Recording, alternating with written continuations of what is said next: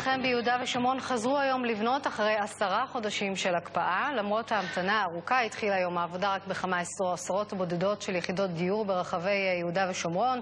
כתבנו בשטחים אוהד חמו מזכיר כי קצת יותר מ-2,000 יחידות דיור יכולות להיבנות ללא אישור משר הביטחון. יום ראשון אחרי הקפאה והבאגרים עדיין שובתים. כן, אנחנו צריכים להתנער מההקפאה, להפשיר מההקפאה, זה תהליך לא פשוט. לבוא ולהתחיל להניע את המערכות, מסתבר שזה יותר קשה ממה שצפינו.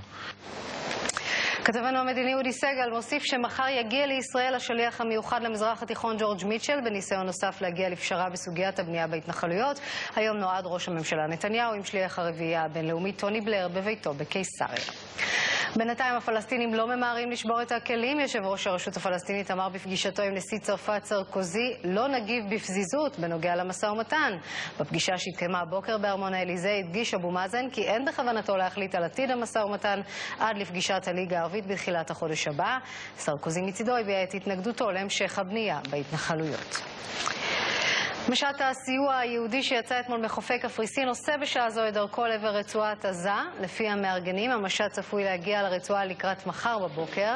על הספינה 9 פעילי שמאל ויהודים מאירופה שהודיעו כי אם ייתקלו בכוחות צה"ל בכוונתם להתנגד אך לא בדרכים אלימות.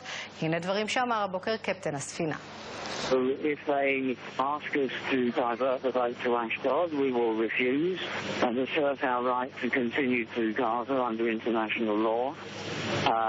If they board the boat, we will not offer physical violence against them, but we will not obey them.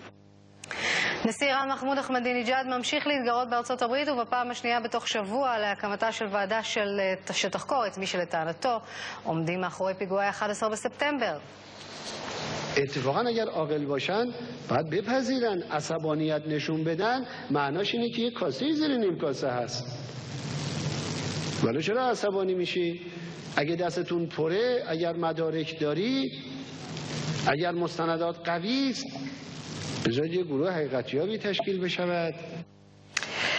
בכוננות שיא בפריז מחשש לפצצה בתחנת רכבת. כוחות הביטחון של צרפת פינו את תחנת הרכבת סן לזר, אחת מהתחנות העומות בבירה, מחשש למתקפת טרור. בתום סריקות המשטרה והחבלנים לא נמצא דבר.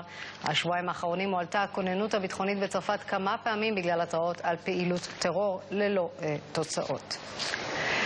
דריכות במשק לקראת פרסום החלטת נגיד בנק ישראל בנוגע לריבית בעוד כחצי שעה. הדולר המשיך להיחלש היום, שהרוע הציג 3 שקלים 68 אגורות ועשירית האגורה. האירו התחזק היום מעט. בבורסה בתל אביב נסגר המסחר במגמה שלילית. ומזג האוויר, היום עלו הטמפרטורות, חלה ירידה בלחות. מחר ימשיך להיות חם מהרגיל עד שרבי בפנים הארץ בערים ובדרום. ביום רביעי ירדו הטמפרטורות מעט והלחות תעלה, אבל עדיין יהיה חם מהרגיל. אלה החדשות. עכשיו בחזרה לאורן וייגנפלד עם מהדורה ראשונה.